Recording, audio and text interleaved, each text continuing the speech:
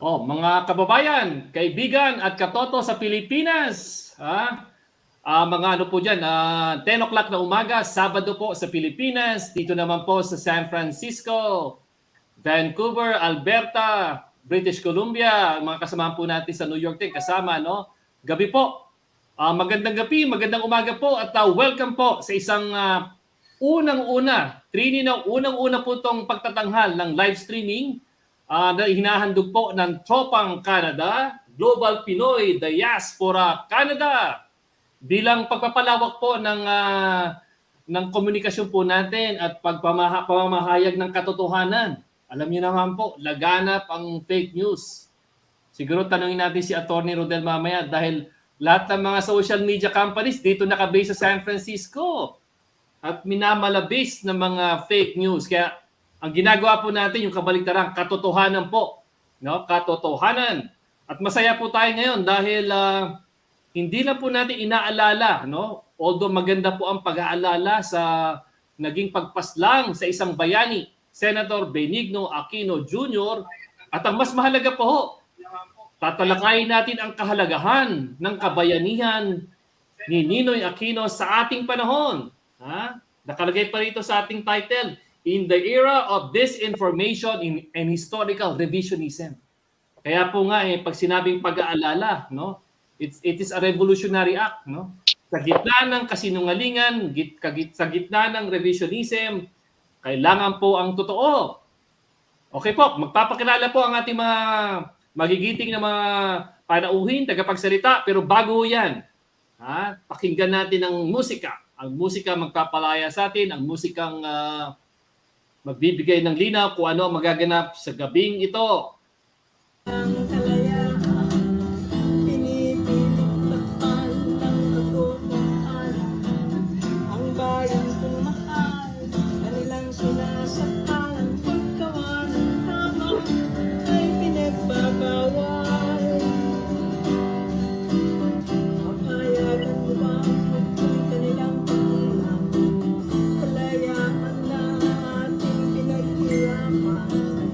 Bawat pagkatao ng bawat Pilipino, yan ang nakataya sa lamang ito.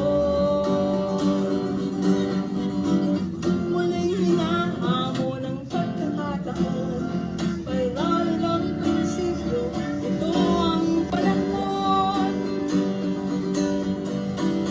Huwag mabahala, aking mahal na bayan, ipaglalaban at ika'y babantayan ang gagampanan.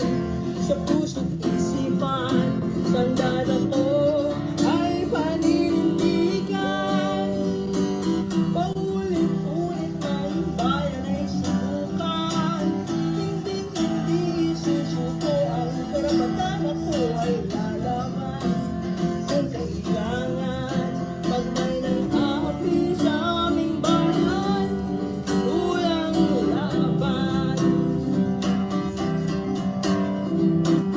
Sa sinigang ilalagay sa ating isipan, mga mali at kasinungalingan, waring may pagtingin, ngunit ang hangarin ay pagsamantalahan, bayan ay abusuin.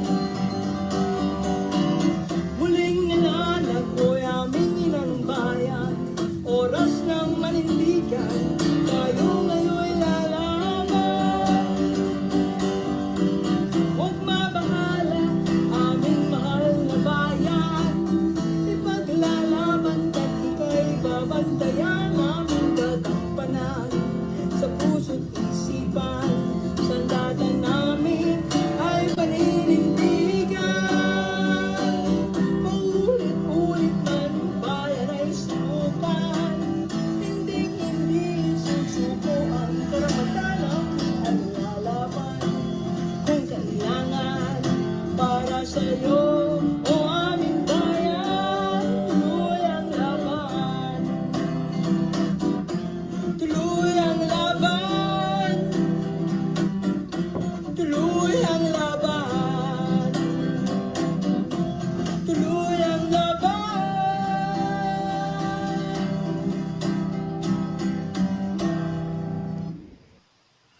Okay. Yan po si Chi Santo Domingo. Sabi niya nga niya, ang sandata naming paninindigan, tuloy ang laban. Ito po, sabi ko nga po, ito ang kauna-unang live stream po na ipinapahayag po ng Tropang Canada, Global Diaspora Canada, and definitely sila Didi po, Jose, Didi Lim at si Trini Lopez, sila po ang manguna. So you would expect more to come po. And of course po, si Cecilia Bonda po coming from Alberta rin. Tuloy-tuloy po ang laban in the days to come.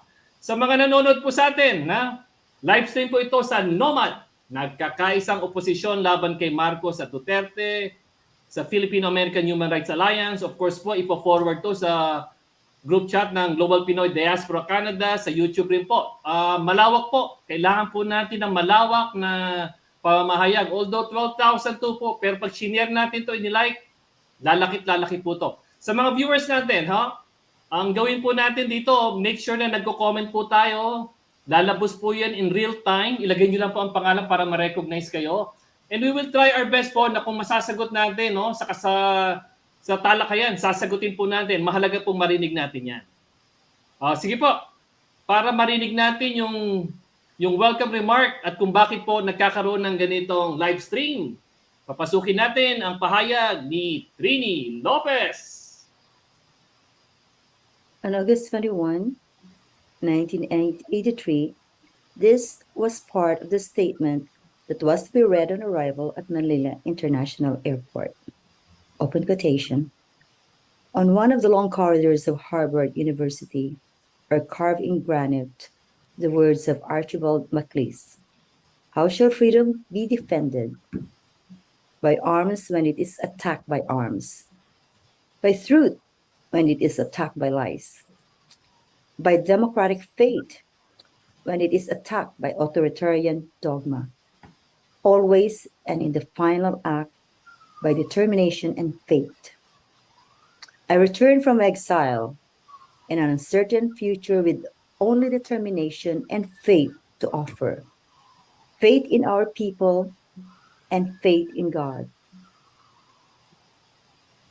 Reprinted from New York Times, August 22, 1983. It was never read. What was heard were gunshots to kill the person who was supposed to read it. He was forever kept silent, but the people did not. Today, we will remember one of the heroes of democracy in the Philippines. What is the relevance of his death? Why we should keep his memories alive and burning in our hearts and mind. We have special people here who will be with us and talk of the late Senator Benigno Simeon Aquino Jr., the father of one of our most loved presidents who passed away in 2021, Ninoy Aquino, and the husband of the woman who fought for democracy against all odds as being plain housewife, who carried the torch of democracy of her fallen husband, former and late President Cory Aquino. Remembering Ninoy. August 21 is a national holiday in the Philippines. We have our speakers, Attorney Luke Espirito, Attorney Rodel Rodiz, and Jose Lim. And Ago Petelizo will be our moderator. Here you go, Ago. Salamat, Trini. Ito po ngayon. Sige. Magpapakilala po tayo mga kaibigan, no? Magiging casual po tayong conversation natin. Even yung mga nagko-comment, so pwede po kayo magtanong, mag-comment. In real time, sasagot po tayo. Sige po. Saan tayo magsisimula?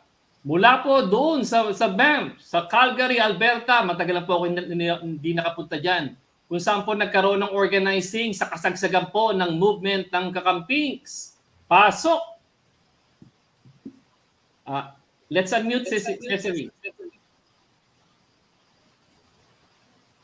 Go ahead.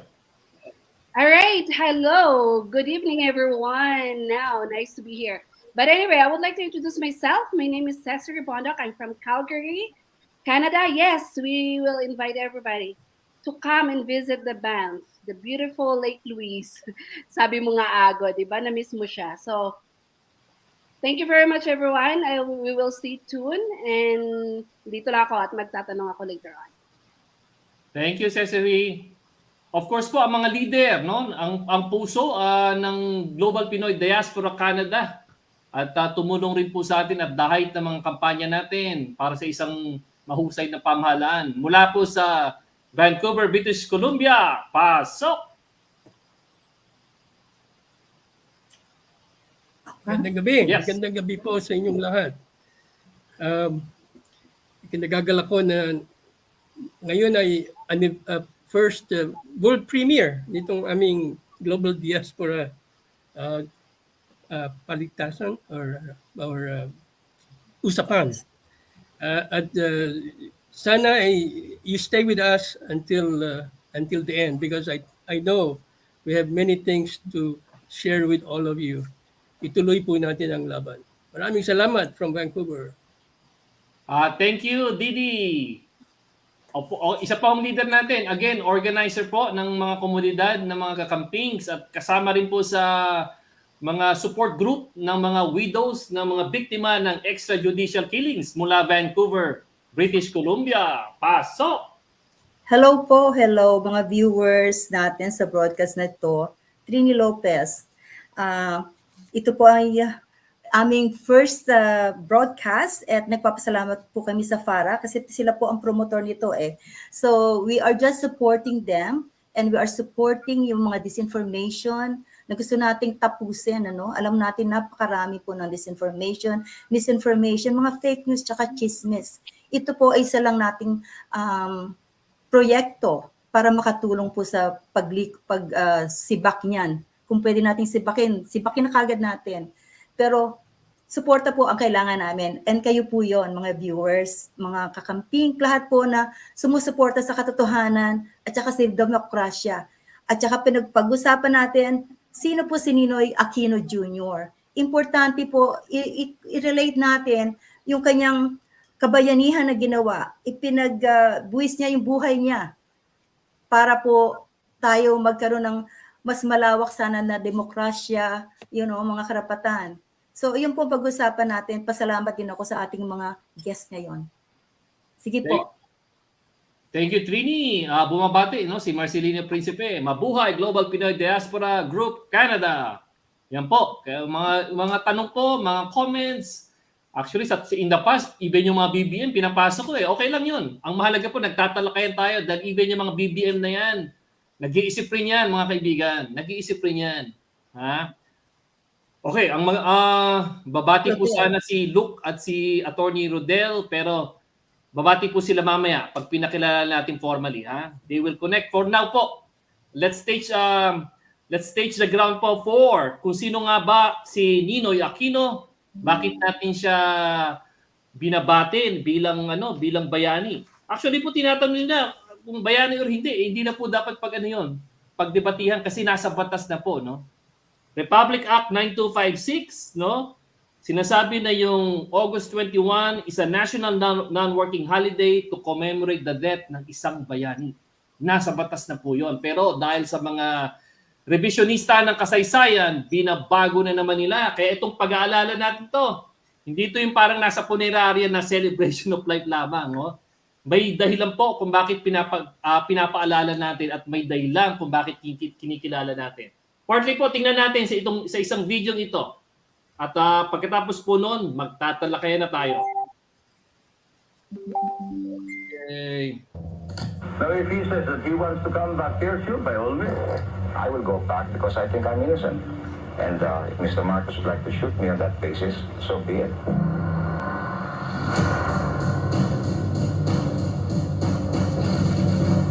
Maybe there's a real assassination group that tried to scare me.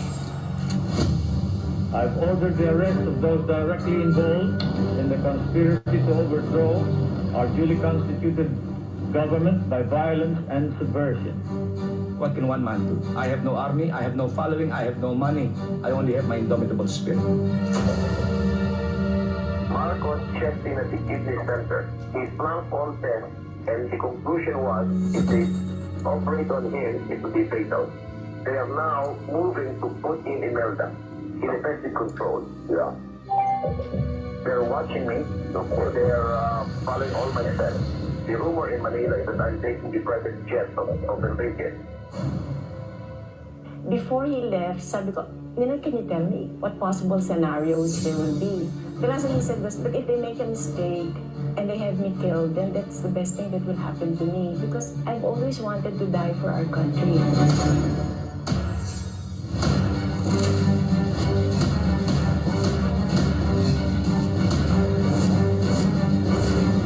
In a matter of 3-4 minutes, it could be all over.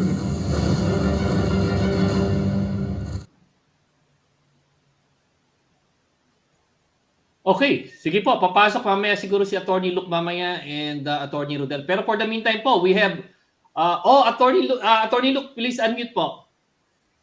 Hello, Ayan. hello. Magandang umaga sa lahat. So, nagkaroon ako ng technical difficulty kanina, so it has been resolved.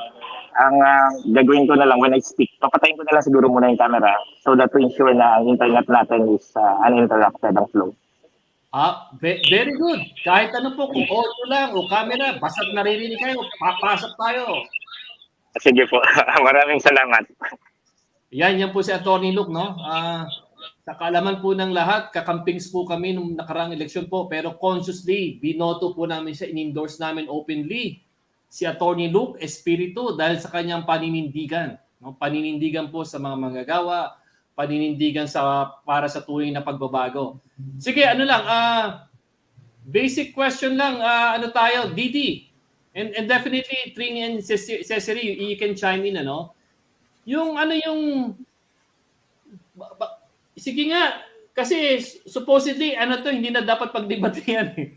Pero bakit, of all, mula nung 1983, no, tapos nung naging bayani siya, nagkaroon ng batas nga, RA 9256, officially, bayani na siya. Nangyari ito 1983, di ba? August 1983. Ngayon, August 2022. So matanong kita, Didi, bakit kailangang alalahanin o bakit kailangan pang kilalanin time and time again na si Benigno Aquino or Ninoy sa mga nakakakilala sa kanya ay dapat kilalanin bilang bayani? Thank you for that question. There's no doubt that Ninoy's assassination as he was stepping into the tarmac of Manila International Airport upon his arrival in Manila on August 21, 1983 was a single misstep of the Marcos regime. It marked the beginning of the end of the Marcos dictatorship. The murder was an act of impunity that outraged an entire nation that was already suffering under a depressed economy and the absence of civil rights. It was a dastard act condemned by the entire world. Even the US government, which was at the beginning supportive of the Marcos government in order to protect its interests, the military bases in the country, condemned the assassination. With the murder of Ninoy at the airport, under the full control of the Marcos intelligence and security forces, in broad daylight, in the presence of the press and foreign correspondents who accompanied him in his flight to Manila, the entire world began to see the brutality and the abuses of the Marcos regime. Mm-hmm. The humane face that Marcos carefully promoted of his regime began to unravel. World leaders began to distance themselves from Marcos, which eventually led for Marcos to call for the 1986 snap elections to give legitimacy to his regime, to the people of the Philippines and the world. Okay. He knew, after all, that he will win overwhelmingly anyway, by hook or by crook. But what followed after he was officially declared as the winner of the 1986 elections was the glorious, peaceful people power revolution, where people of all walks of life overcame their fear and went to the streets to demand the ouster of Marcos, the man who, by the stroke of the pen, destroyed our democratic institutions and processes, denied our rights, the man who corrupted the military for their loyalty, the man who paid foreign investors because of capitalism, and as a result caused immense economic hardship on the people, brought Correct. about by high inflation and very high unemployment rate. Aha. Why is it important that we honor and commemorate Ninoy Aquino's martyrdom? The generations of young Filipinos who were born after 1983 and whose only source of information is from TikTok, YouTube, Facebook, and other social media, which are dominated by many bloggers, paid to rewrite history in favor of those who pay for them. It is important that our youth know the truth. The Aha. truth that Ninoy did not have to return to the country from his safe exile in the US. He enjoyed the option of remaining in Boston to be with his family, with his wife. But Ninoy made the deliberate supreme sacrifice of coming back in belief that he can help return back the country to democracy as we had known it before martial law.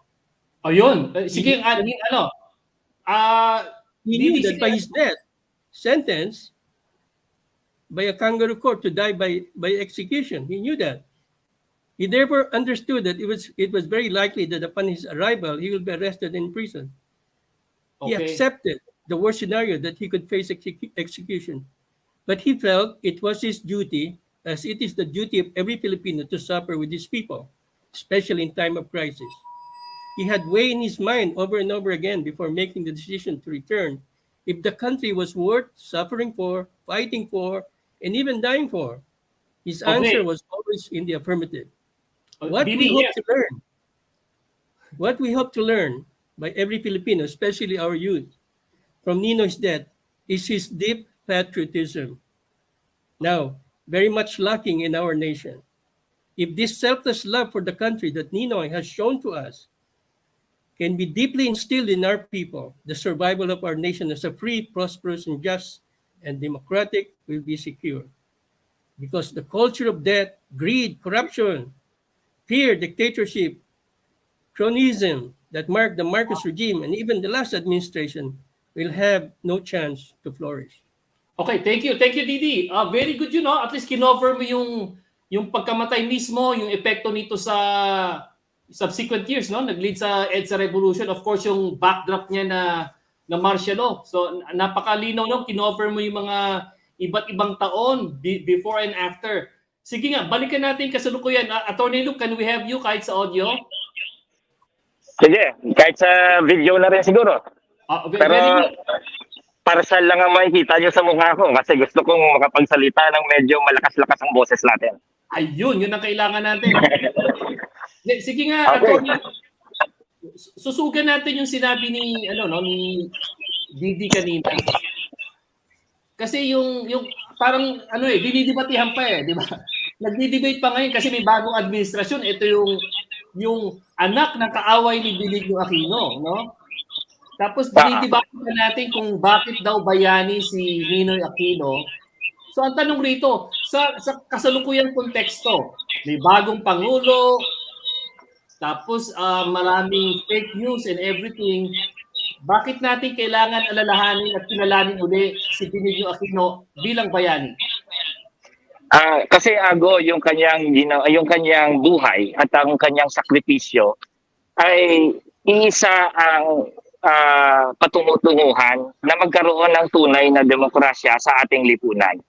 And when I say tunay na demokrasya, hindi ito simpleng ibabalik natin sa time na magkaroon ng electoral politics. I have been studying Ninoy since I was a child. In fact, I always listen to his speeches. And, I've read the available materials on him. And one thing is pretty clear doon sa saliksik mo sa buhay ni Ninoy. Hindi siya simple na tao na ang pagtingin sa demokrasya ay yung the normal demokrasya na we can freely elect your leaders. Part of it, yes. Hindi ganon. It is to win democracy because to win democracy, it will lead or pave the way towards social reform. Yun ang nakakalimutan. Na yung demokrasya na pinaglalaban ni Ninoy ay napaka-importanting salik para abutin natin ang pagre-reforma ng ating lipunan. And one thing that stands out for me is Ninoy in his life.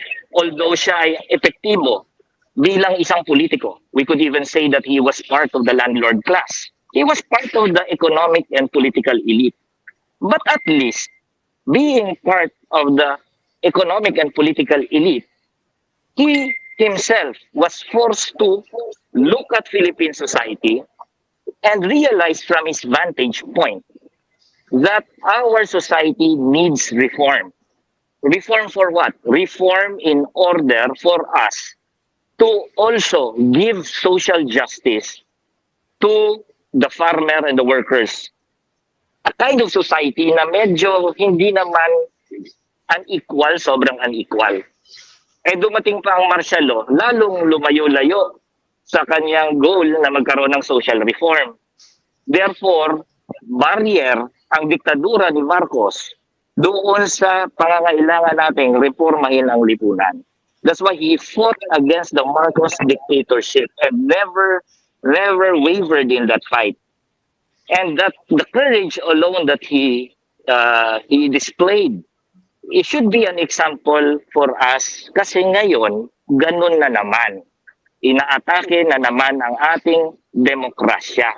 At kailangan na naman natin ipaglaban at ipanalo ang struggle for democracy.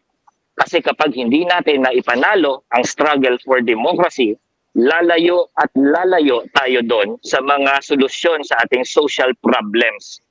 At kapag gano'n ang mangyari, ang lipunang Pilipino ay talagang magiging lipunan kung saan ang karamihan ay maghihirap. That's why his life and his sacrifice is very relevant today.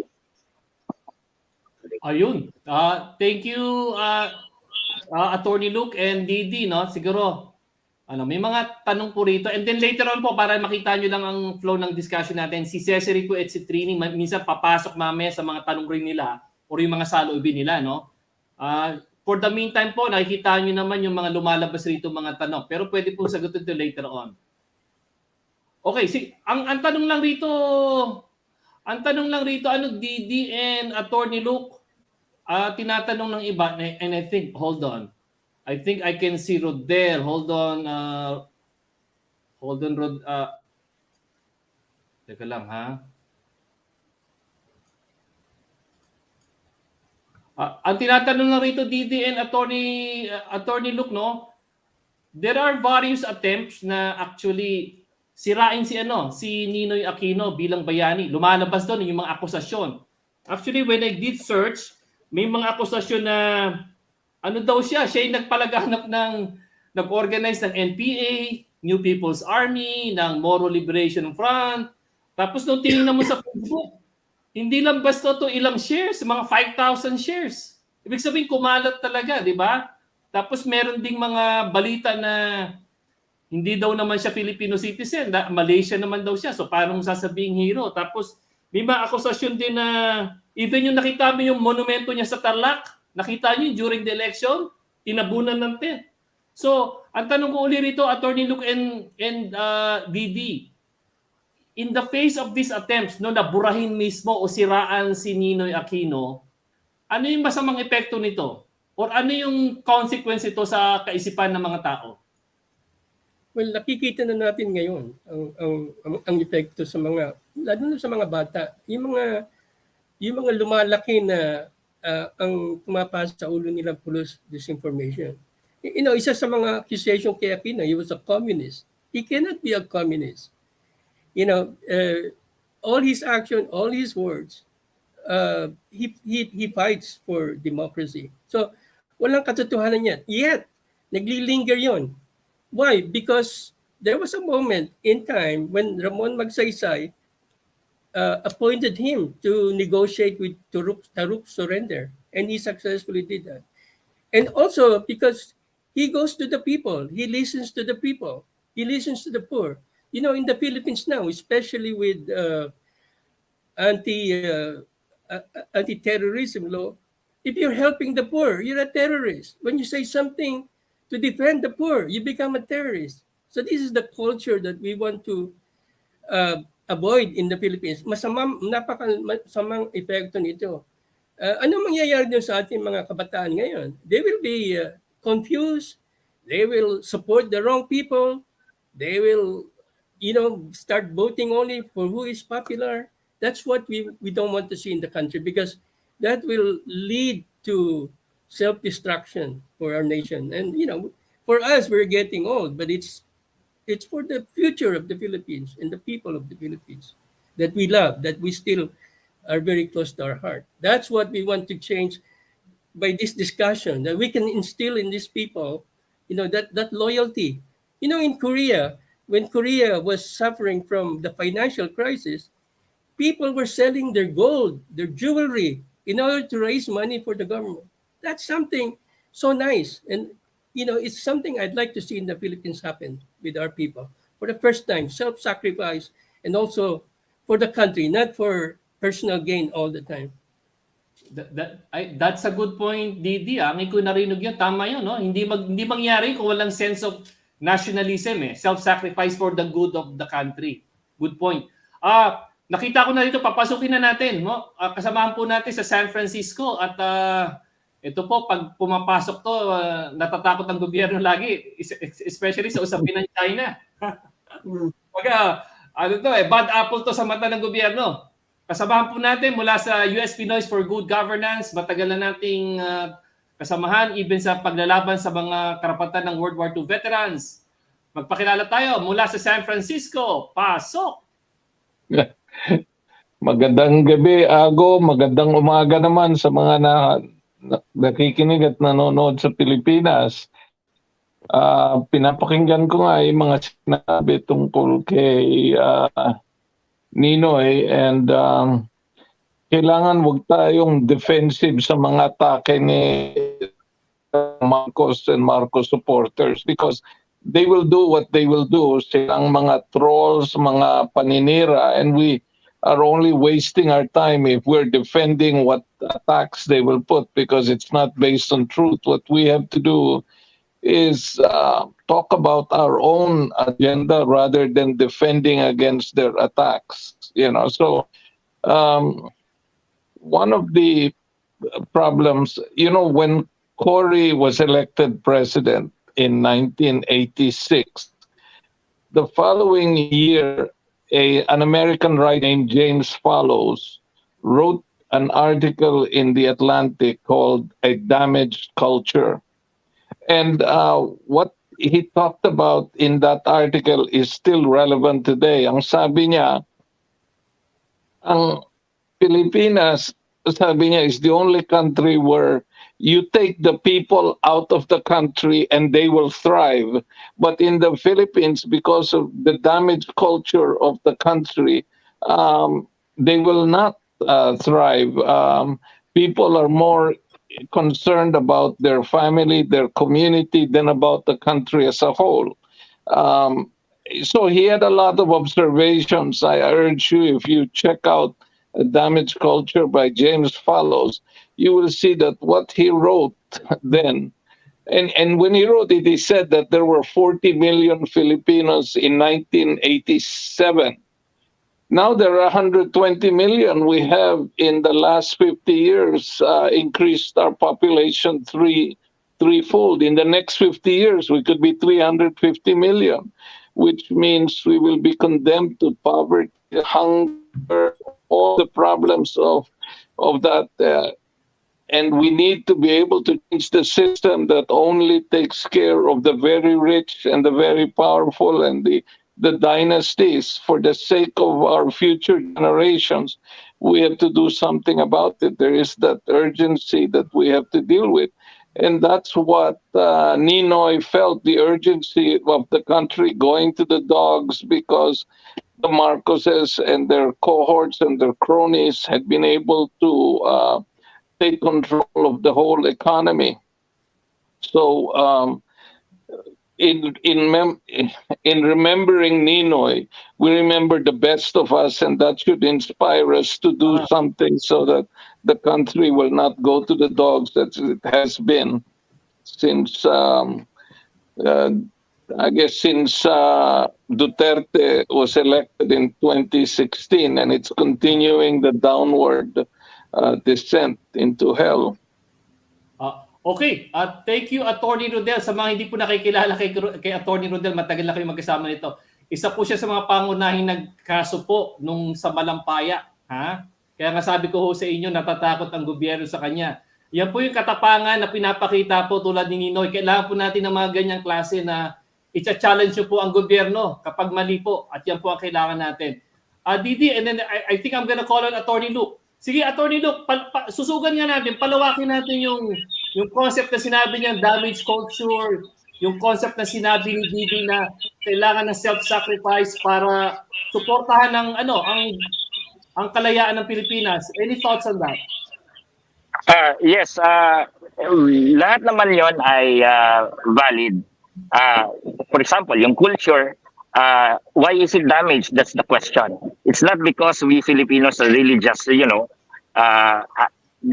really have that kind of a damaged culture. That's because it is a culture that is engendered by too much exploitation and too much abuse of the Filipino masses by the ruling class. That's why we have a damaged political culture. The ruling class, the elite, has a lot of power. Kaya ganyan ang ating lipunan. And that's where we should appreciate Ninoy, in fact. I do appreciate na ang katapangan niya, but we should appreciate his vision. And with respect to yung mga paninira sa kanya, napaka-potent kasi na symbol si Ninoy eh. Because Ninoy is not a simple politician, not a simple trapo politician. Imagine mo, maraming beses na pwede siyang mag-compromise kay Marcos. Pwede. Pwedeng hindi siya makulong ng 7 years. Pwedeng sabihin niya, surrender na ako, Marcos. At tapos, okay na tayo. Huwag mo na lang ako ikulong at huwag mo i-persecute ako. Pero Ninoy Aquino chose to fight. He was the only one jailed after all the rest have been released. Pwedeng hindi siya umuwi ng Pilipinas. Pwedeng okay na siya sa Amerika. Pero he chose to return in order to continue the struggle for democracy. Kaya napaka-potent na symbol. That's why there's a lot of people who are not interested in democracy, but on the contrary, are interested in giving our elites more power, na kailangan sirain siya as a symbol. And hindi siya i-appropriate ng masang Pilipino as a symbol. But he really has the potential of being a potent symbol, not for the ruling class, but for the masses.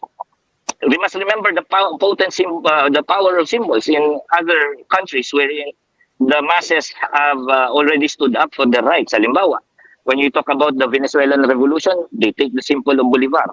When you talk about the Cuban Revolution, they take the symbol of Marti. They take the symbol of Sandino. All the rest, tinitake nila a symbol. Like here in the Philippines, we also take the symbol of Andres Bonifacio.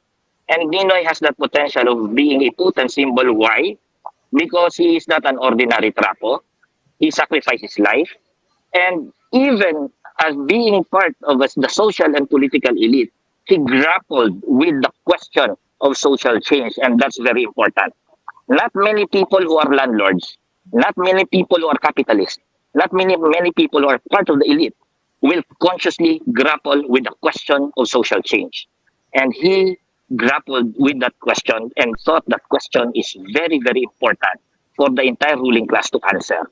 And the conclusion that Ninoy had was for social reform to be implemented, because we cannot have a system wherein the poor remain poor and the oppressed remain oppressed. Kaya kailangan siyang siraan. And I think that's the very reason why kailangan natin gunitain si Ninoy. Thank you, Attorney Luke. Mainit din yung mga tanong rito sa online natin. Mamaya, tatanong ko kayo yung real questions na, yung current issues na, and then where Ninoy stands, kung buhay siya ngayon. Pero sa tingin ko, may isang tanong rito si Art na sa tingin ko, I would ask Attorney Rodel, kasi si Attorney Rodel, manunod to, historian to eh. Balikan lang natin yung nakaraan, pero babalik tayo sa kasalukuyan kasi yun ang hinahanap ng tao eh. Attorney Rodel, can you... Attorney Yes. Rodel, can you hear me? Yes, I can hear you. I think may tanong rito si Arte kasi alam ko you wrote an article regarding parallelism between Ninoy Aquino and Rizal, ano? So sa Yes. tingin ko you're in the right position na para sagutin tong comment ni Art Garcia, no? Sabi ni Art dito, Rizal volunteered to go to Cuba to help. Aquino went back to help reform our country. Both were killed for loving their country. Both are martyrs for our people. Tapos, ang pagkakaalam ko, parehong ano to eh. Parehong atinista to. Parehong elitista to kung titingnan mo. Pero they serve the people. So, ang tanong rito, Attorney Rodel, do you share the same feeling na parehong bayani, parehong elitista, pero parehong nagsilbi sa bayan? But it's not going to Cuba in sinabi ni Art. It's returning to the Philippines from Hong Kong when he had a very thriving he was a surgeon and he was doing very well in Hong Kong in 1892 when he decided to go back to the Philippines, even though everybody told him he would get killed if he returned. He felt the need to be there with the people rather than enjoying himself in Hong Kong. The same with Ninoy. He was here in the U.S. with his family. He could have stayed here and still be living today, maybe if he had. But he felt compelled by love of country to return to the Philippines. So. Just as we are inspired by Rizal, 130 years after his execution in Luneta, the same that 39 years after his murderous assassination, we're still inspired by both because martyrs provide the blood that nourishes our country. Unfortunately, that's been the history of many countries. Those willing to make the ultimate sacrifice for the good of the country inspires us that to not let ourselves be killed, but to sacrifice what we can, inspired by their heroism and their principles. Okay, thank you, Attorney Rodel. Yan po kaya mahalagang kasaysayan po mga kaibigan. Kasi kahit na nangyari na po 100 years ago, bumabalik po, di ba? 2022 na, pero yung kasaysayan ni Rizal, ni Benigno Aquino at ng kasalukuyan po, nagdudugtong. Sige po, current events tayo. Kasi sabi ng iba, masyado naman tayong remembering, nabubore kami. Pero sige po, ibalik naman natin back to the future, kumbaga, ano? Alam natin current events to, dahil sa trabaho nyo, Didi, Cesary, and Trini, and Attorney Rodel, nakikita nyo yung balita ngayon, sila mga senator mula sa US pumunta sa Pilipinas. Nakipagkita kay Boy Remulla, nakipagkita kay Marcos Jr. at pumunta sila sa preso, no? Sa mismong piitan ni Senator Leila de Lima. 'Di ba? Kasi alam natin 6 years ago, nilabi natin 'yan. So ang tanong dito, no, theoretical lang. Kung buhay si Ninoy ngayon, sabihin natin nasa Amerika siya kasi 3 years naman siya nabuhay rito eh. Sa harap ng katotohanan na si Leila de Lima nasa piitan pa despite the fact na yung kaso niya mahina na ang hawak, mga nagrecant na yung mga witnesses, ano magiging stance ni Ninoy Aquino sa usapin ni Leila de Lima? Let's go for DD and Attorney Rodel, and then we're gonna have Attorney Luke. Go ahead. I think Ninoy Aquino, if he was alive, will stand by his consistent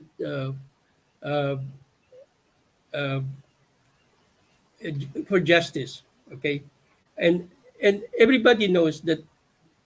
And he would know that the charges against De Lima were all trumped up. They were all supported by testimonies of criminals, convicts, which was very convenient for these people testifying against De Lima, because there were promises. And as a matter of fact, I don't know what happened to them. Some have been released, some were killed, but and the surviving ones have recanted. Okay, so there's no doubt that Aquino will be very strong. But I don't even, I mean, this is theoretical. But Aquino decided to go home because out of love to serve the country, and definitely he will serve the interests of De Lima, who is innocent, and that will be his way of serving the country if he was away. Thank you, Didi. I remember 6 years ago nung sinalubong natin dito si Senator De Lima, no, sa DC. He actually had the chance na magstay na rin kasi kasagsagan yun ng pang-iipit sa kanya. Mag-asylum na lang siya rito, but she chose to go home sa bansa natin, and for that she suffered. So makikita mo yung parallelism natin doon. Yes, Attorney Rodel, same question. Kung buhay pa si Ninoy, would he have the same position sa katayuan ni Leila de Lima, o gugustuhin niyang i-secure muna yung presidency ni Marcos being new in power? Well, if Ninoy was still alive today, we would be organizing to make sure Bongbong does not come to the U.S. There is a law that Congress passed that those who were involved in the incarceration of Senator Leila de Lima should not be allowed to come to the U.S. That law is why Senator Bato de la Rosa cannot come to the U.S. But there are also laws. There's also a $250 million judgment against Bongbong, against BBM. And that should be enforced against Marcos Jr. So if Ninoy were around, he would be leading the protest to make sure Bongbong does not get the recognition he craves, does not get to be with Biden, and does not get to hobnob around the United Nations, that he should be exposed, that the rule of law, while it is not being followed in the Philippines, should be followed here in the U.S. So I would imagine Ninoy would be there in New York if Bongbong came, leading the protest against Bongbong at the UN in October. Ako, thank you, Atty. Nodel. You reminded me, buti nila sinabi mo yan. Ano po ngayon? August 20, di ba? Ito po, a month from now, exacto a month from now po, tama po, darating si President Bongbong Marcos sa US, kasama si Sara Duterte. At pinaghahandaan na po, lalo na ng mga kabataan. Bibigyan siya ng warm welcome. Sabi ko lang sa iba, kung sa paniwala mo may 31 million ka, dapat excited kayong lahat. At for that reason, magkakaroon po ng malaking protest actions, hindi lang sa US, kundi sa Canada rin, Trini and Cesare, di ba? So malaki po paghahanda, and actually today po, ito yung kick-off na bilang paghahanda po sa pagdating niya. Thank you, Atty. Rodel. Yes, Atty. Luke. Siguro palawakin ko yung therapy ko yung tanong sa Atty. Luke. Yung usapin ng Leila de Lima, usapin ni Maria Ressa, at usapin ni Walden Bello. Kasi ito yung mga opposition na talagang gustong pigilin at gustong piitin where possible, no? And I know you're leading the fight in defense of Walden Bello, na isa namin kasama rito sa US dati. So, theoretical lang, no? Kung buhay si Ninoy Aquino, paano niya tatanawin yung mga ganitong pangyayari ngayon sa Pilipinas?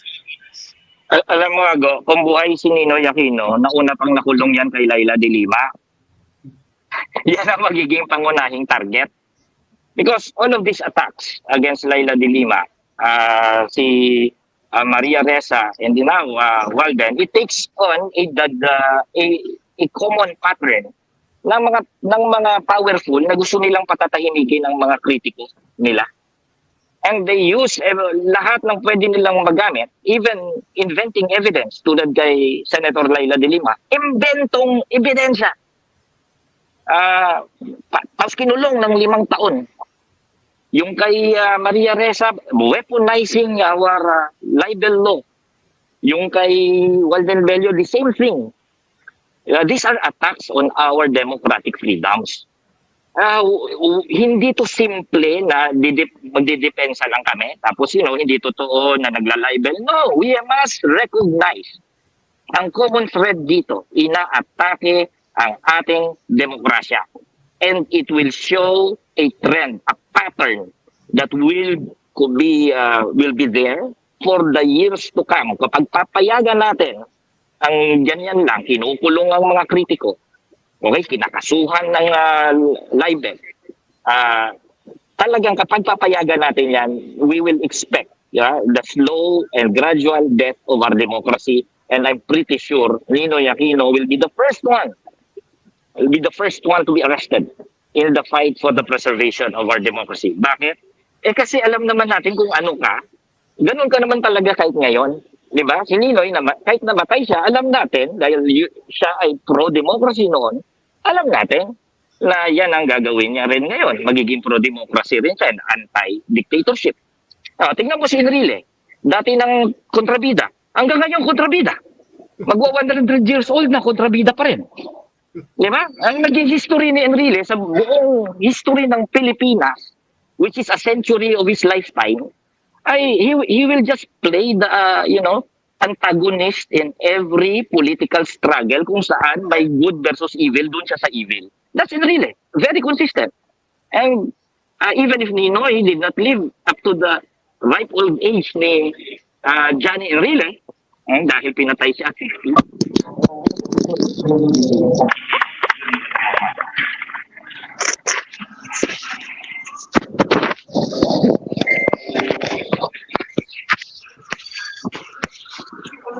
Sige lang.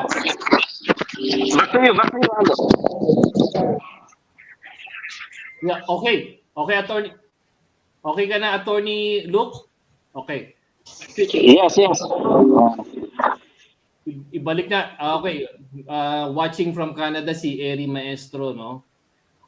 Guys, ano na pala to? Pumapasok yung mga tanong mula sa online, and Trini and Cesare, anytime na may tanong kayo, taas yun lang kamay nyo. And guys, even then, pag may tinanong ako, tas feel niya may sasabihin kayo, just raise your hand. Very fluid po ang discussion natin kasi maraming pumapasok ng mga tanong eh. Okay. May tanong si rito, Violi. Sa gobyernong Duterte and Marcos Jr., mas gusto nilang tahimik ka na lang. Look what happened sa group ni Robredo, tumahimik na. Siguro, in general, sinasabi ni Violi, ito yung nangyayari after the election, di ba? Parang after the election, in general, may nanalo, di ba? Tapos iginagalang nila kasi, alam mo, mabait tayong Pilipino eh. Pag may bagong presidente, courtesy yan, di ba? Bigyan nyo naman ng 100 days na courtesy naman para bigyan natin ng leeway na bigyan patunayan nila yung sarili nila. And then, saka na kayo mag-criticize. So, ang sinasabi ni Bioli dyan tama ba yun na sa current government ni Marcos at ni Duterte, manahimik na lang muna tayo, tapos bigyan natin sila ng leeway, tapos tingnan natin kung ano mangyayari. Anybody from Didi, Luke, and Rodel, go ahead. Sige na, wala nang sequence. Matagal na silang binigyan ng leeway, Ago. O iba, pwede ba naman natin i-suspend ang katotohanan for 100 days? Parang wait and see. Haven't we seen them? Bakit? Ang Marcos ba nawala? Nawala ba yan? Diba? Kahit nga nung pinatalsikin, after 5 years, nandiyan uli yan sila eh. They reconstituted their political dynasty in Ilocos. So, nagpakita na yan kung ano sila. So, wala tayong basis at all. It's as if they're just babies. Babies ba yan? Totally clean slate? Ganun ba sila? Na mag-wait and see tayo for 100 days? Since 1992, back in power yan ah. Naging political dynasty uli sa Ilocos. Naging mga senador yan ah. So, alam mo, hindi naman totoo na hindi pa natin nasubukan. Subok na yan. So therefore, hindi naman tayo ignorante. that will just suspend reality at sasabihin natin, baka naman maging mabait.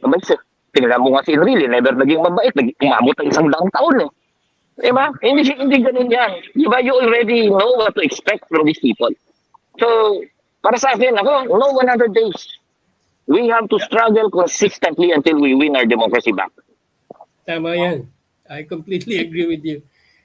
You know, to begin with, we have not seen anything from Marcos Jr. We have not seen him return or pay his taxes that's owing. But there's already a judgment. We have not seen him. We have not seen him return his stolen money, which he administers. He has not been truthful to the Filipino people about it. They have not offered to do that, you know. So why should we stop? Why should we give him the honeymoon period when nothing has really happened after he was elected? Has he come to the Filipino people and in an open, honest way and say, okay, this is what happened, but from now on, I'm going to be trying to govern you as well as I can. But here is what I owe in taxes. Here is what our family owes. Here is the stolen money. It's here. It's in Switzerland. It's under different accounts. Okay, but we have not seen any of that. So we continue to pursue our rights as people. So, paano natin napigilan? May tanong ako. Yeah, go ahead. Paano natin napigilan yung kasinungalingan or disinformation kung yung made in Malacanang ay nasa Canada na ni-romanticize pa nila yung lies, di ba? At maraming nagsisimpatize, ang daming may gusto, ang daming natutuwa at naiiyak pa daw sila sa katotohanan ng made in Malacanang. Paano natin ma-stop yun? So sige, Cecily, sasagutin natin yan, ano? Pasagutin lang natin si Attorney Rodel sa unang tanong and then that's another question na pagpapagandahin natin si Attorney Luke and Didi. So, Attorney Rodel, kung may idadagdag ka rin sa question ni, I think there was somebody from online eh. Tinatanong nila eh, pagkatapos ng election, and this happens all the time, no? Natapos ang election, tapos may nanalo naman. So, ang tanong ron eh, yung iba nanghina na and they rather go wait and see kasi daw bigyan natin ng grace period na 100 kasi bagong presidente naman. Any comments on that behavior? Yes, you know, Bongbong in his new administration, they're already engaged in a lot of red tagging under the anti-terror law. They've closed down the bank accounts. They've shut down the opportunity to even get online of organizations that this group that was set up under the anti-terror law to designate anyone that they consider to be red. And that is a wide sweep. Anyone who's opposed to Marcos Duterte, they can consider red, and therefore they can close the bank accounts, they can shut down their opportunity to use the mass media. So, you know, they haven't stopped. It's not like let's give them a chance to do what? To instill more terror, to do more of what they've been doing, and we will just shut up and see what else they will do. I mean, Sara Duterte has taken over the Department of Education. They're going to whitewash the curriculum so that Marcos will appear the same as Bongbong made it appear in the kind of whitewashing of Philippine history. That's continuing, and we have to stop it. We have to oppose it because the brainwashing of the country continues. And why should we say, "Oh, let them have 100 days so that they can continue that"? That's foolish. You know, we have to constantly stop, oppose them, do everything we can to make sure, you know, they do not get any 100 day, 100 minutes, 100 seconds. No, we should be constantly opposing lahat ng ginagawa nila. Because the clam, you know, evil doesn't sleep, neither should we. Thank you.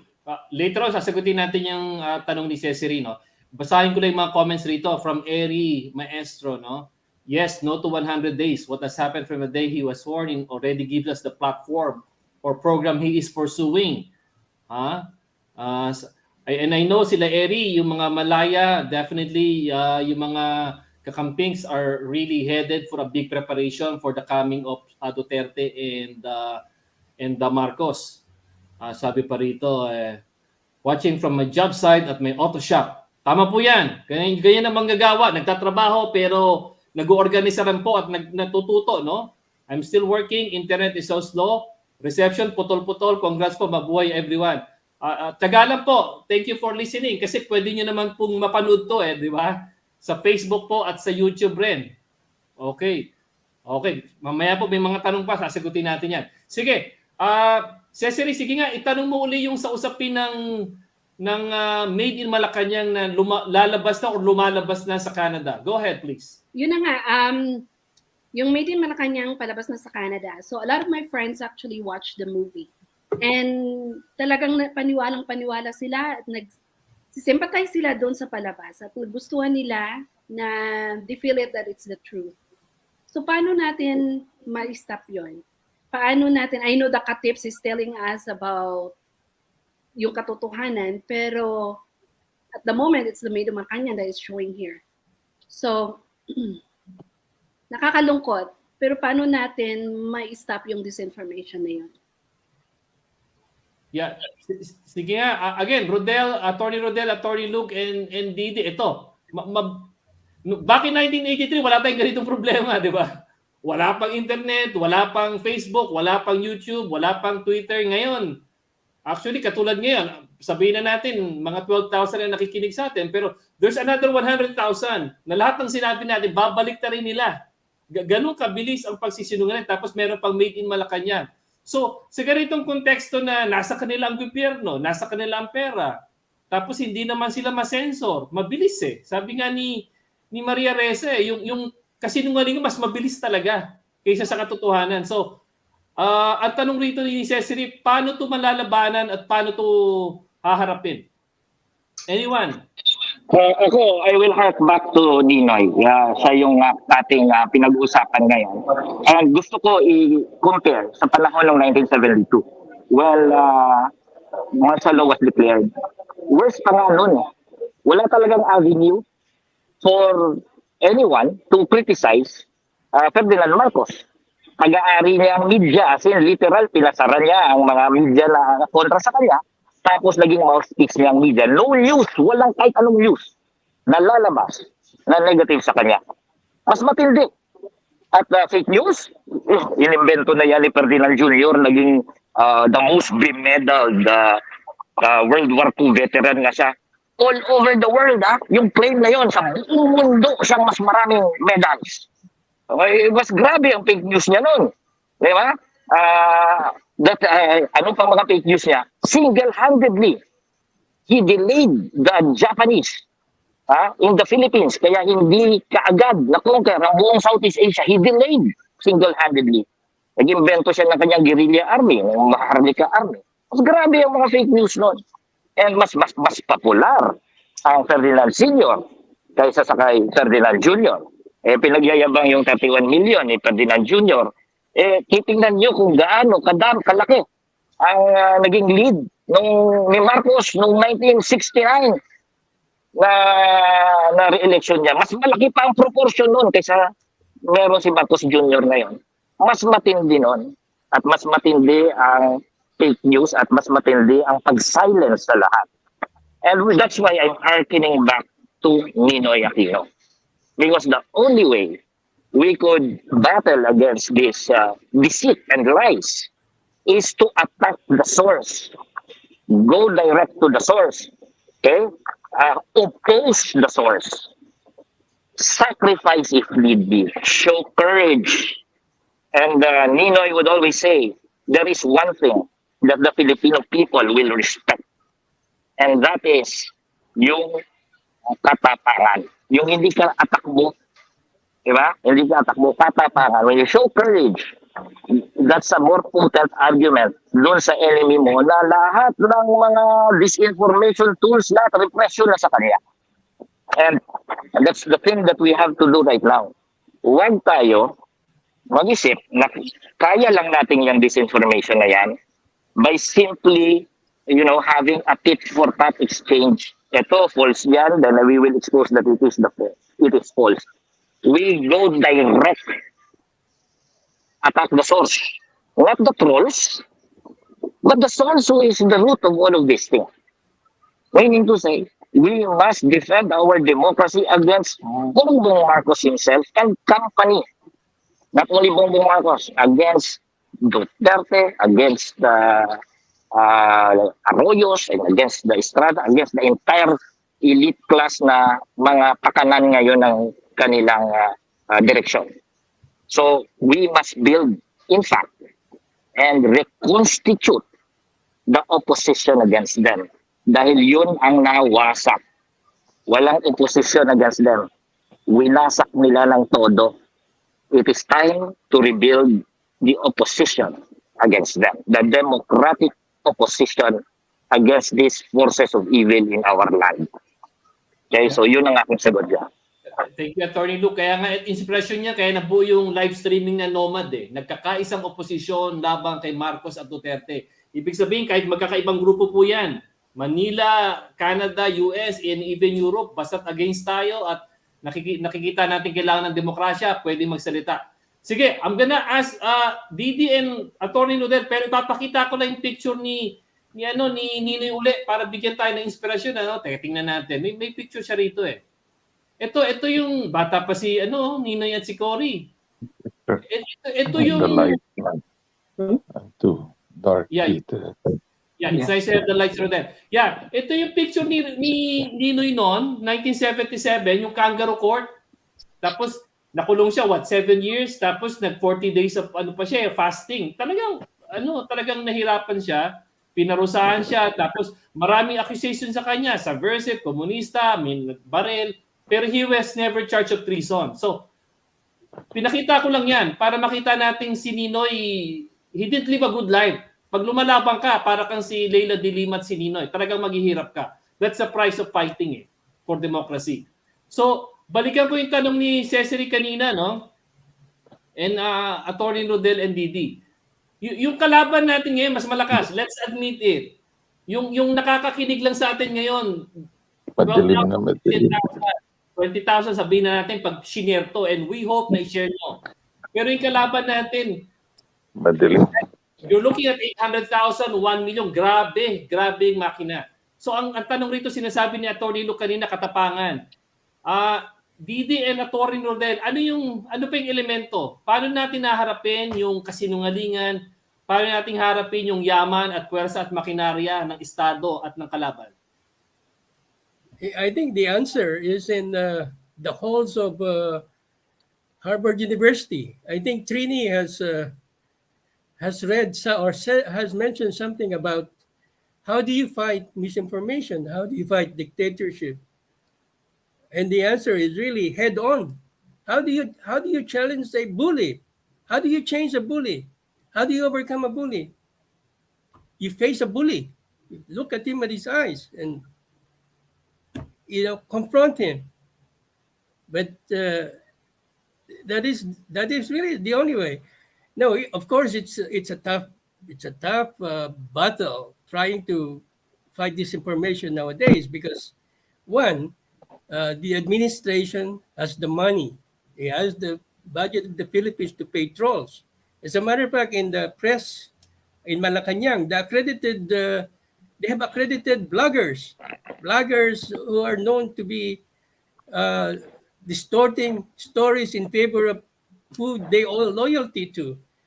Now, these are very difficult challenges for us who wants to promote the truth. So I think what has to happen is for mistakes to happen in the administration and for people to see it. It may take time, but right now, that's what's going to arm us even more to confront the administration. The wrongs that they're doing right now. Confront that, and also what we're doing right now, for example, is holding this kind of discussion, and hopefully it spreads out. But you just have to keep at it. There's nothing. There's no change.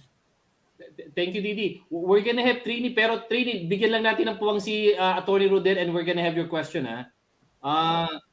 Tapos may tanong lang si JJ, nagsulat siya, any chance that the planned trip of BBM be prevented? Nasagot po yan, pero sasagutin natin ulit mamaya. How can we delegitimize the current government? Okay. Tapos may tanong rin dito na we all have to be in bantayog ng mga bayani tomorrow. Sige po, ipopost natin yan. Siguro, Attorney Rodel, very specific sa'yo, no? Yung about lies, kasi I think you have to take it personally. Yung article mo that was critical of the government was taken off from Inquirer.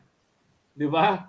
Yung critical of the government, pinatanggal ni Senate President yan and they singled you out sa mga comments mo. So sa ganitong usaping, Rodel, na namamayani yung kasinungalingan, even yung mga vloggers na sinasabi ni Didi na, hey, hindi namang mga professional and trained journalists, pero binibigyan ng puwang mismo sa loob ng palasyo.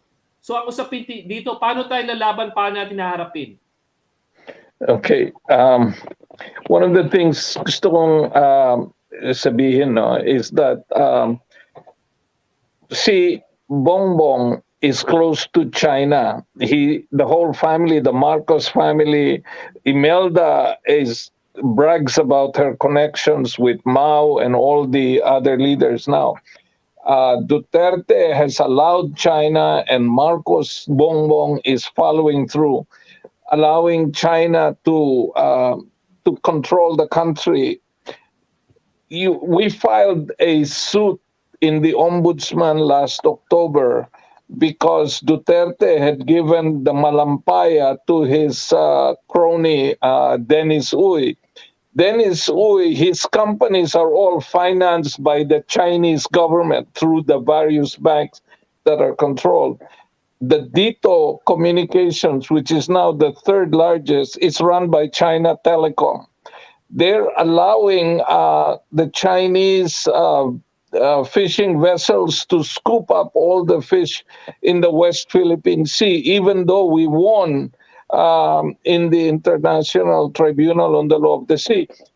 The Filipino people are very much against China's dominance. And if we can connect Bongbong to China and show the connection there, that he is very much a part of the sea rule, and China is threatening Taiwan, and we're next in China's conquest.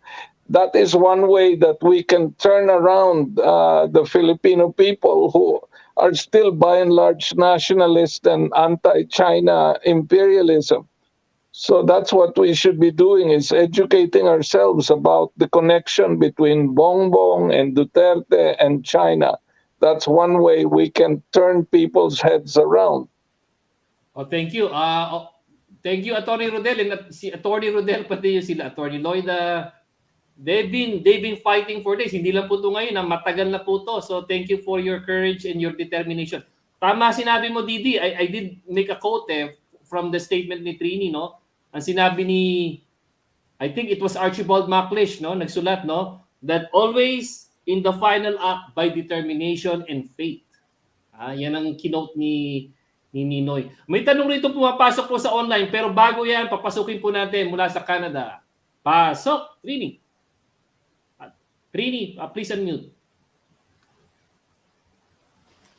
Ang comment ko lang po dito, kasi sabi niya, tinatanong natin ni Cecily, paano natin ma-prevent itong mga disinformation? And this is the project na ginagawa po natin right now. Yung kung pwede lang, hindi lang po kami, kung pwede po lahat ng iba-ibang lugar, magkaroon po ng klase ng ganitong talakayan at i-present po natin ang mga facts. Huwag po natin tayo maging very defensive. Sabi nga nila, isa sa sinabi nga ni JJ, siguro maging proactive tayo. Instead of trying to defend yung i-present natin ang facts, no? Sabihin natin, magkaroon tayo ng mga talakayan. Ito po, medyo may kahirapan para sa akin kasi hindi po ako technical person. Kaya nagpapasalamat ako sa FARA at tunulungan tayo para i-put together to. Ito po ay isa sa mga proyekto na dapat nating gawin. Magtalakayan, i-present ang facts, magkaroon po tayo ng mga tao na magsasalita tungkol sa katotohanan. At hindi lang po sa Canada, sa North America, kung pwede po sana lahat all over the world. I encourage you to do the same thing. Magkaroon po kayo po ng talakayan, i-post nyo sa lahat across lahat ng network para po natin malabanan ng mga disinformation tsaka mga lies. Thank you po. Nako, Trini, that's a good point, no? Itong app na to, pati marami pang apps, actually libre to eh. You're given free 20 hours.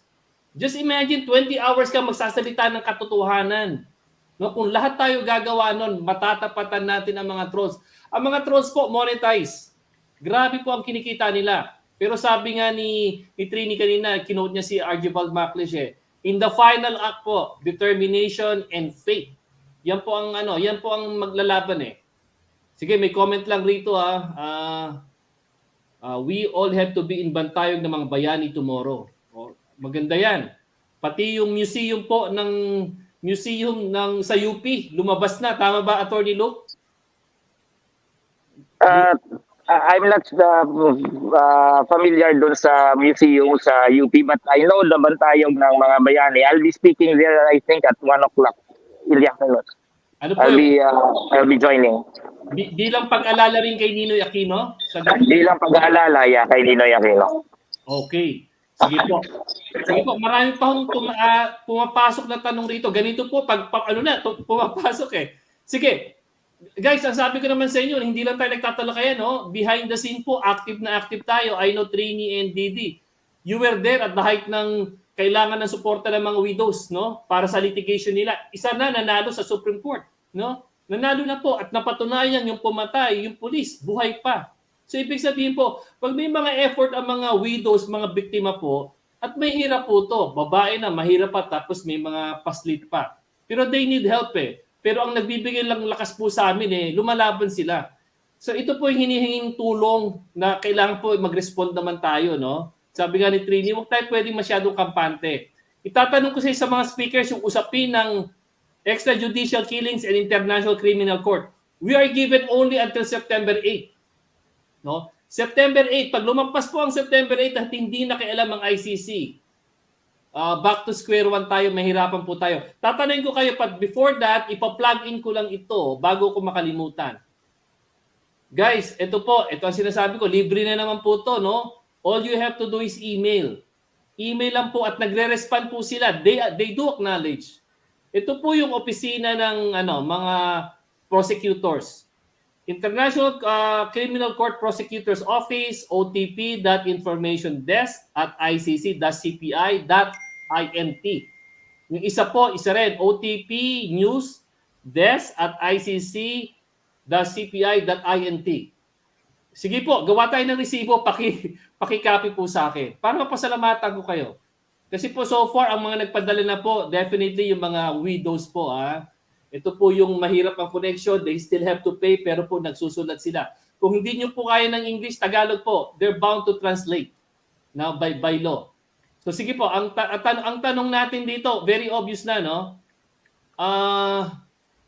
Lumabas na yung lumabas na yung posisyon ni Marcos. We were expecting before na si Marcos Jr., pwede niya namang itapon si Duterte kasi competition rin naman si Duterte kung titingnan mo, di ba? He could have monopolized the power. Alisin mo na si Duterte. But he chose the other path. Ang sinabi niya, ang mga local courts, they're functioning anyway. Huwag na nating papasukin yung ICC. So ngayon, ibalik natin kay Ninoy Aquino. No? Bilang legislator, bilang reformist, bilang pro-democracy, theoretical lang, kung buhay si Ninoy ngayon, kasama natin sa politika. This might be obvious, pero gusto pa rin nating malaman.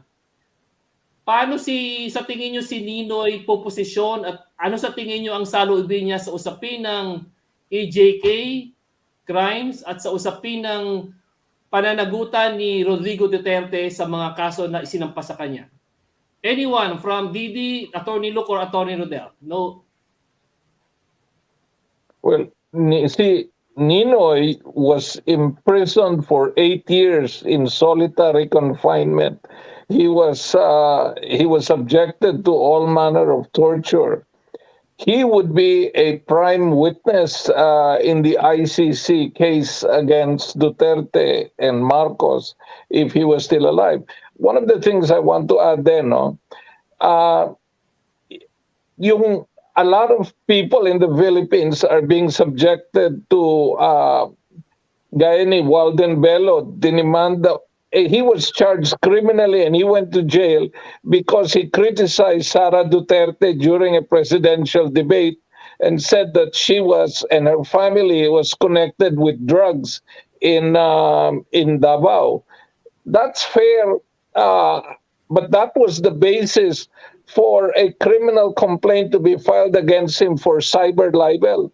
Sa Pilipinas ngayon, anyone who attacks Bongbong or Sara runs the risk of being criminal charges being filed of cyber libel. That was the reason why si Loida, Luis, and myself were the complainants in the ombudsman against Cusi and Dennis Uy, because people in the Philippines who were supposed to be the plaintiffs were afraid they were going to get charged with cyber libel. But because we're dual citizens, hindi kami natakot. You know, if I went to the Philippines, they would jail me and Loida.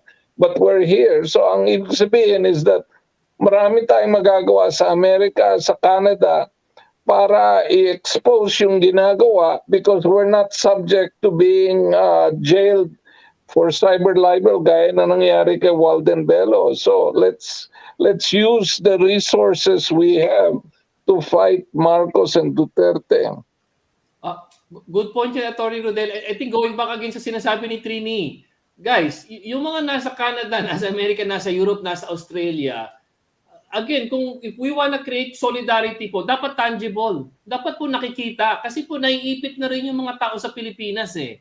Sa tingin ko nga, kaya nahihirapan na sila mag-express ng salubin nila, no? So kung gusto po natin tumulong, aside po sa mga logistical and financial, ang pinaka-primera po, moral and political support, no? Tulad ng ginagawa nila Atty. Rodel, hayagan po, no? Pag sumusuporta tayo openly, we have to say it in live stream. At yung letter kung sinasabi ko openly, ipalaganap po natin, copy to me kasi kailangan po to. Ha? Going back again, Didi and Attorney Luke, no? September 8, ito na yung marka na dapat formally mag-start na yung yung pre-trial leading to actual prosecution. Yung pumorma na si Marcos openly. We didn't expect that na ang akala namin lalaruin niya yung sitwasyon eh. Pero ngayon pumorma na siya. So seemingly within inner clique, medyo malakas si Duterte. So, again, theoretically, sa konteksto ng buhay ni Ninoy Aquino, where would he stand sa ganitong labanan na malakas ang kalaban, may pag-asang pumasok ang ICC, pero Marcos is doing everything in his power na pigilan? Any thoughts on this?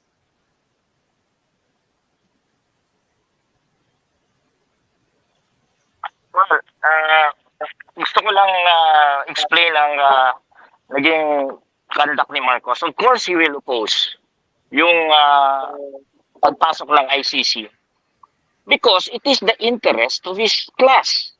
Now, yung kanyang uri ay hindi magkakaroon ng president na kapag ginawa mo yan dito sa Pilipinas, magiging kuha na yan eh. Magiging reference point na yan sa pwedeng gawin sa'yo.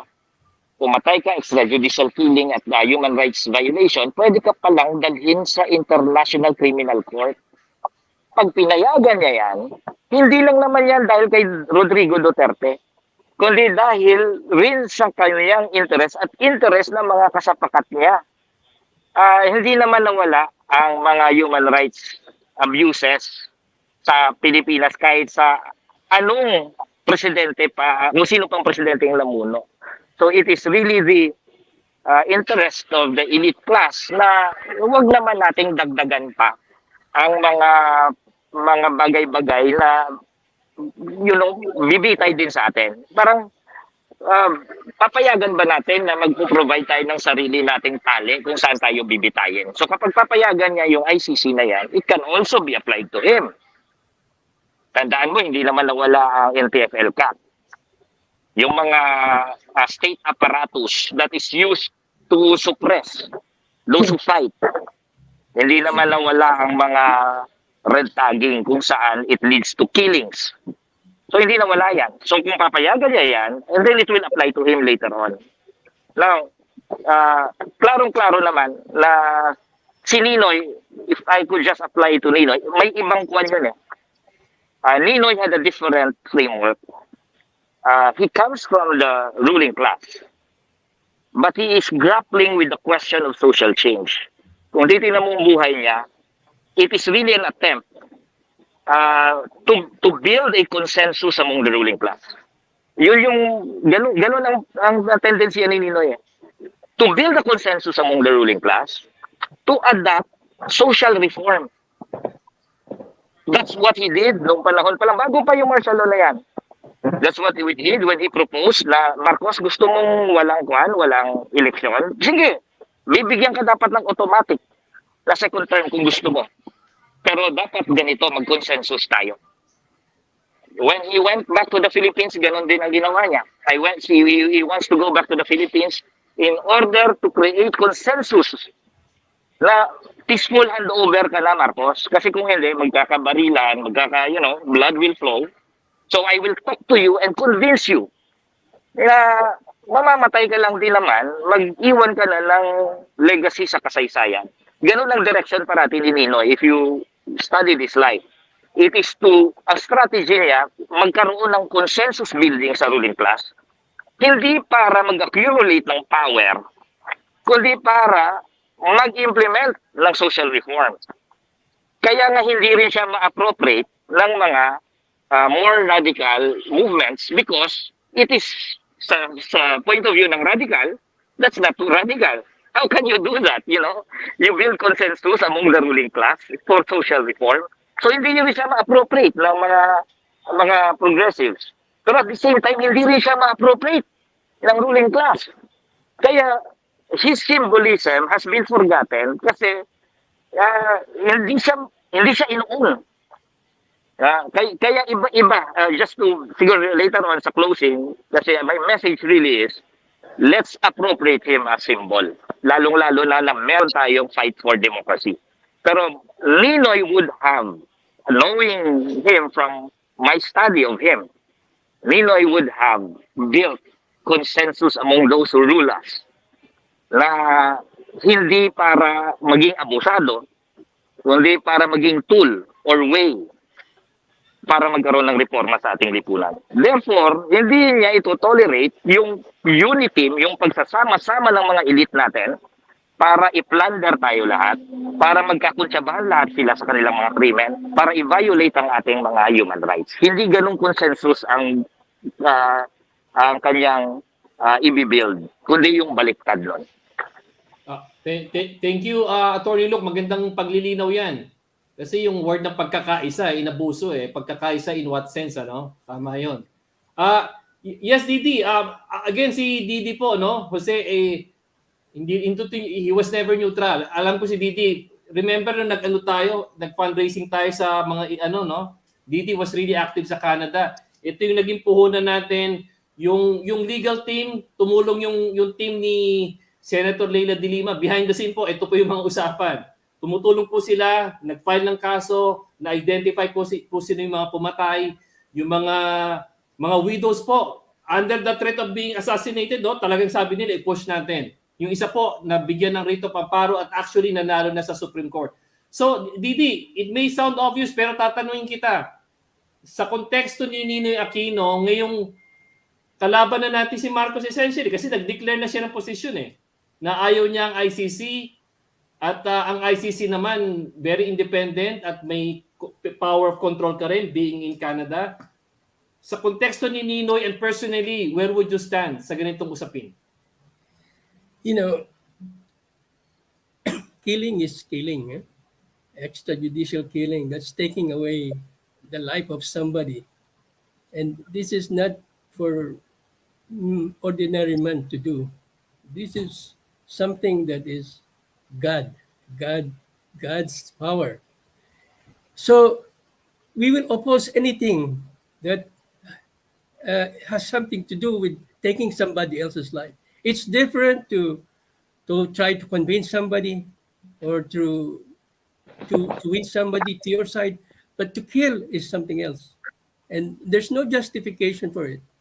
Uh, so Marcos' position is no different than Duterte's position. You know, he was saying, "Oh, our courts are functioning." Of course, it's not functioning.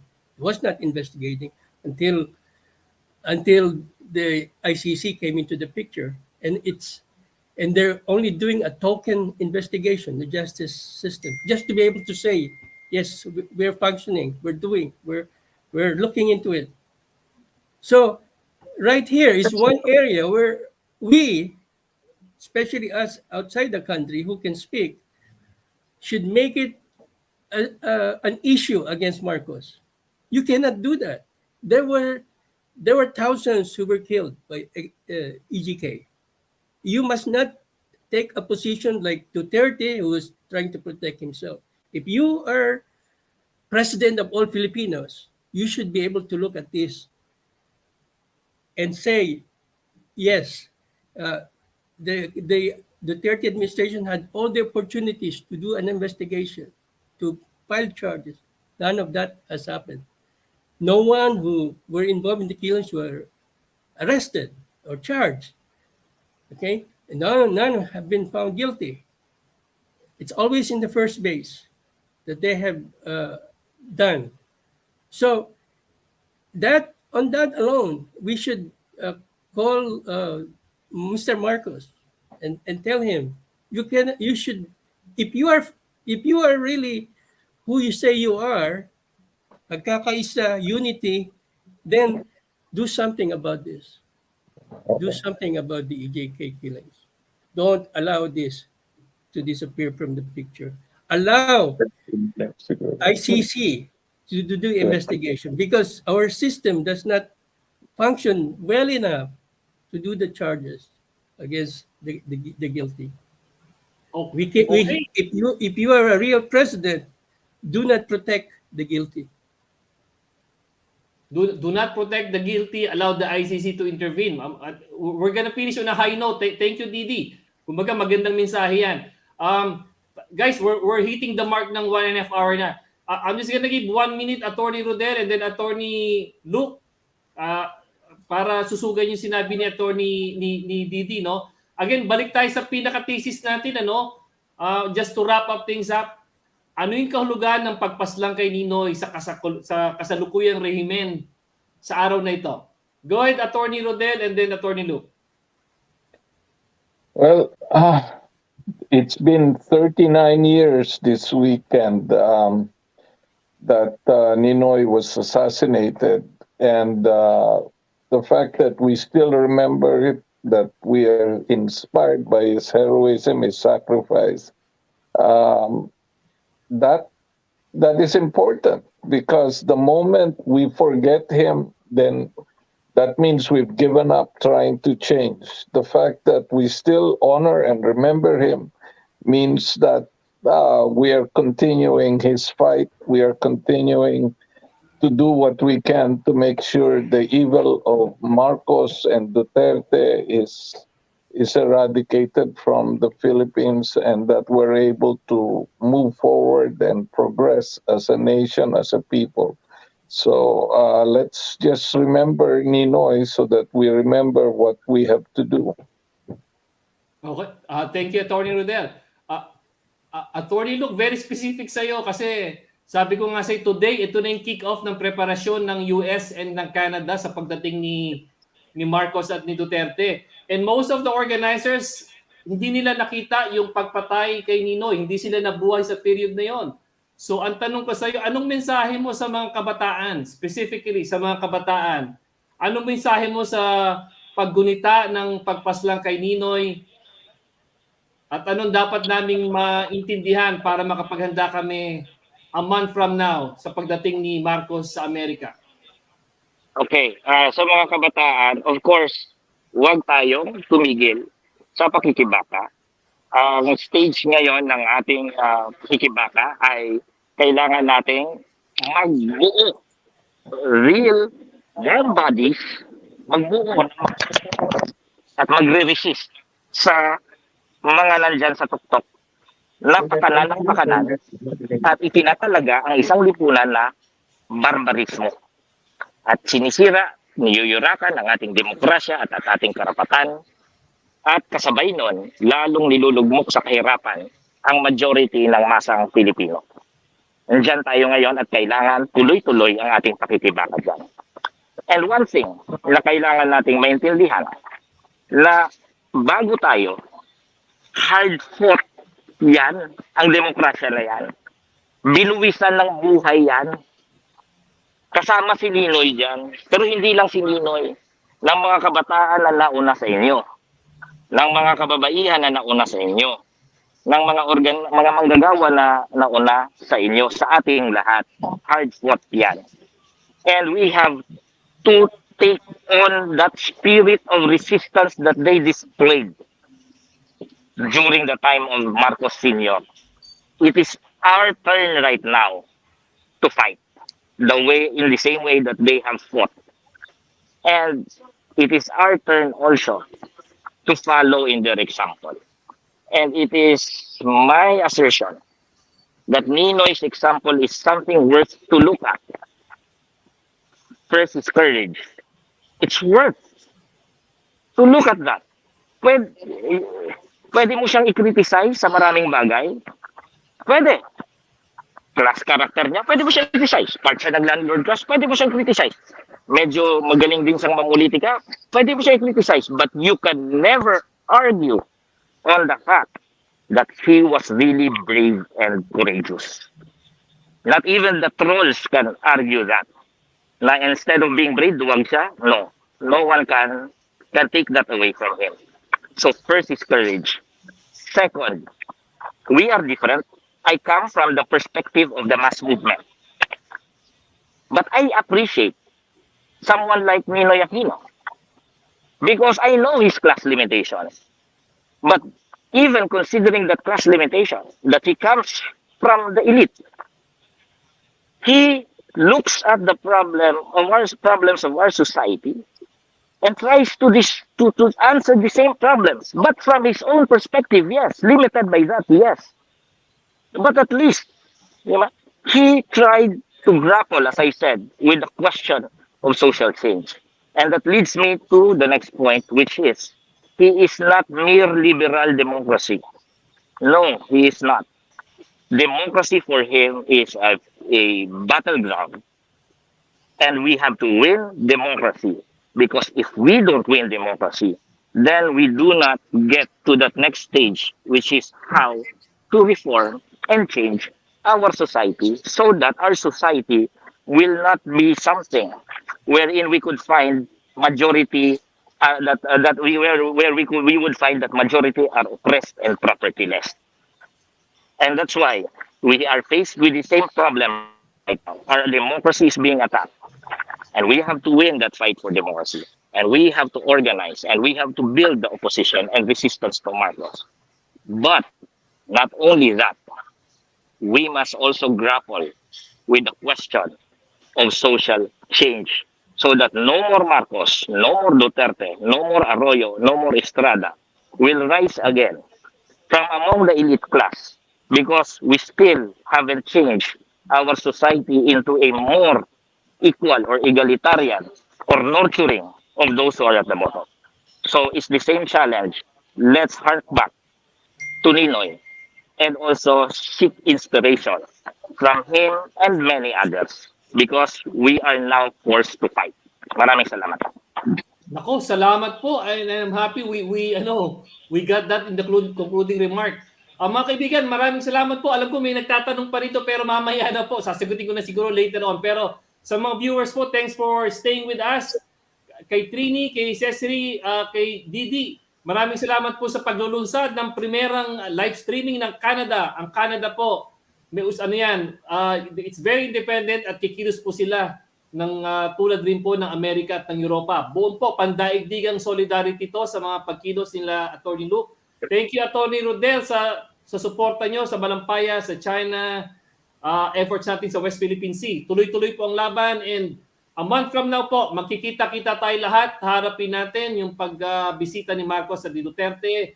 At sa puso po natin, sabi nga ni Trini kanina, no, kinote yung galing kay Archibald Macleish, no, that always in the final act, determination and faith. No? Faith po, paniniwala at paninindigan sa Pilipino na makakalaya pa tayo, mabubuhay tayo at magkakaroon tayo ng isang mundo na mapayapa, may awa at may malasakit. Magbuhay po kayo at ituloy po nating bayani si Ninoy Aquino.